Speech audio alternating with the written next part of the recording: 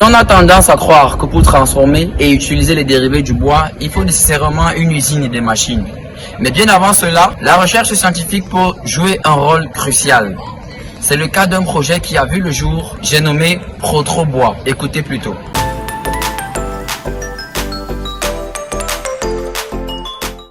Le projet Protrobois est une initiative scientifique et technico-économique qui s'appuie sur l'interdisciplinarité pour valoriser les essences tropicales.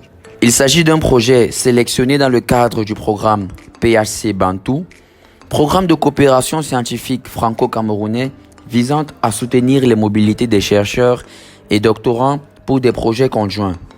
6 grands laboratoires ont fait partie de ce projet. Dans le Grand Sud, nous avons le laboratoire des matériaux de l'AMI Promalo, du ministère de la Recherche scientifique et de l'Innovation du Cameroun, le laboratoire d'intelligence artificielle du génie informatique à l'école polytechnique de Yaoundé, le laboratoire Sénarest au Gabon.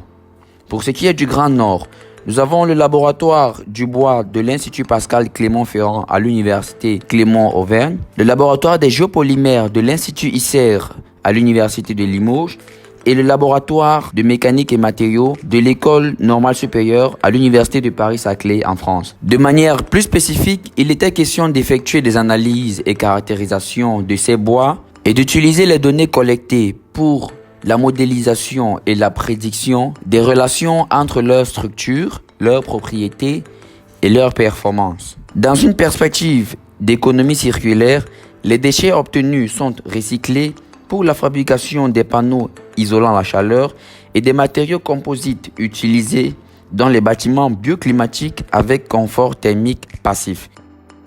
Quelques résultats sont d'ailleurs disponibles et accessibles sur Internet, dont 2 articles scientifiques publiés dans des revues à comité de lecture et 2 communications qui ont été faites lors des conférences internationales. Enfin, il est aussi à noter qu'un réseau entre ces 6 laboratoires a été mis sur pied pour des projets à venir.